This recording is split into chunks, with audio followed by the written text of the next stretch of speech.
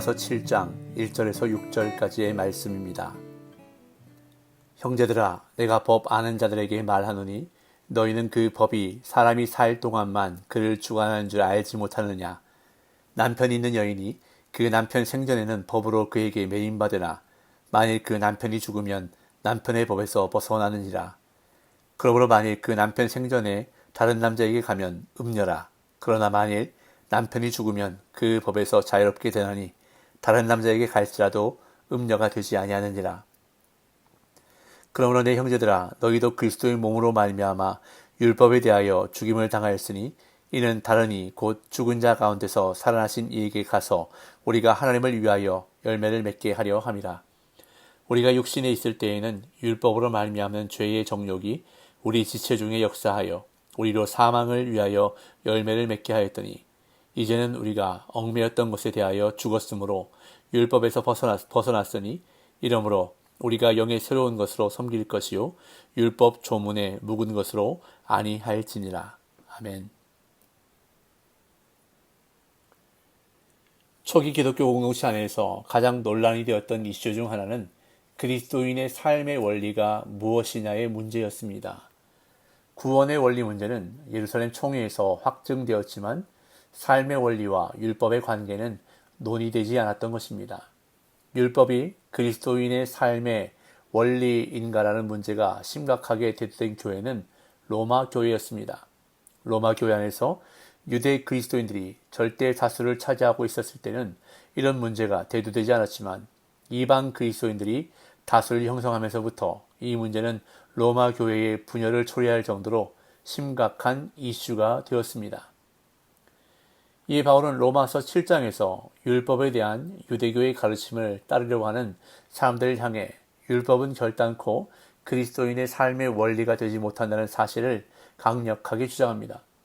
율법이 하나님으로부터 주어진 하나님의 거룩한 법이며 언약 백성의 삶의 원리로 주어진 것은 사실이라고 하더라도 율법은 죄의 권세 아래 있는 사람들을 구원할 능력도 없고 죄를 극복하게 해줄 수도 없다고 강조합니다.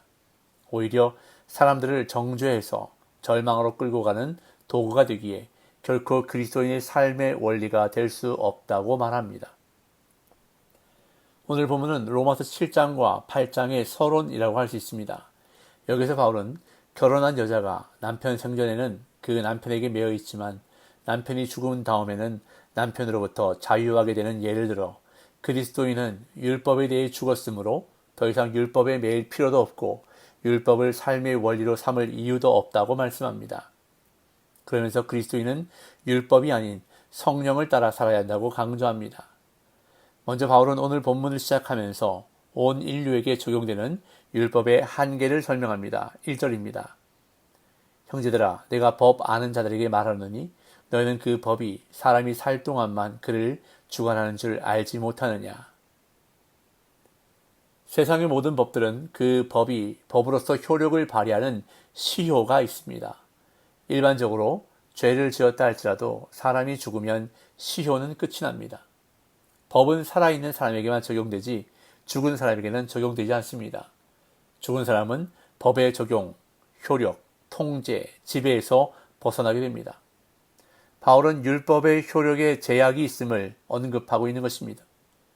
그리고 그 율법의 제약을 설명하기 위해 부부의 경우를 예로 들어 말합니다. 2절, 3절.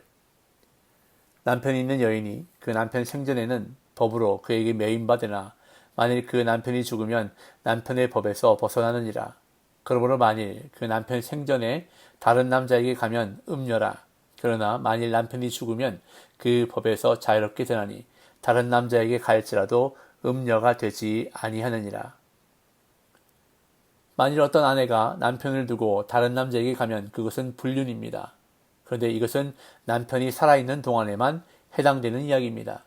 남편이 죽으면 아내는 부부라는 관계의 구속력에서 벗어나 다른 남자와 재혼할 수 있습니다. 이런 경우는 불법이 아니라 적법입니다. 바울은 남편이 살아있는 동안에만 효력이 있는 부부간의 법적 책임을 인용하여 율법의 제한적 효력에 관해 설명하고 있는 것입니다. 4절. 그러므로 내 형제들아, 너희도 그리스도의 몸으로 말미암아 율법에 대하여 죽임을 당하였으니 이는 다르니 곧 죽은 자 가운데서 살아나신 이에게 가서 우리가 하나님을 위하여 열매를 맺게 하려 함이라. 바울은 앞에서 들었던 부부의 예를 성도들에게 적용합니다. 그런데 예와 적용이 서로 일치하지 않는 부분이 있습니다. 앞의 예에서는 남편이 죽음으로써 아내가 법에서 자유로워져 새로운 남자와 재혼할 수 있게 되는 반면, 적용 부분에서는 성도가 죽음으로써 율법에서 자유로워져 그리스도께 속하게 된다는 것입니다. 즉, 죽는 대상이 예에서는 남편이지만 적용에서는 성도 자신입니다. 여기서 바울은 매우 중요한 진리를 가르치고 있습니다. 그것은 바로 율법은 죽지 않는다는 것입니다. 율법은 항존하는 법입니다. 율법은 영원한 것으로 천지가 사라져도 그 1.1획도 떨어지지 않는다는 것입니다. 그렇기 때문에 율법에서 풀리는 방법, 자유하는 방법은 한 가지밖에 없습니다. 율법의 매인자들이 죽는 방법밖에 없습니다. 죽음으로써 사람은 율법에서 벗어나는 것입니다. 그럼 어떻게 하면 이 죽음이 가능합니까? 바울은 너희도 그리스도의 몸으로 말미암아 율법에 대하여 죽임을 당하였다라고 말합니다. 바울은 6장 3절에서 무릇 그리스도 예수와 합하여 세례를 받은 우리는 그의 죽으심과 합하여 세례를 받은 줄을 알지 못하느냐라고 말했습니다. 우리는 그리스도와 합하여 세례를 받음으로써 그의 죽으심과도 연합합니다.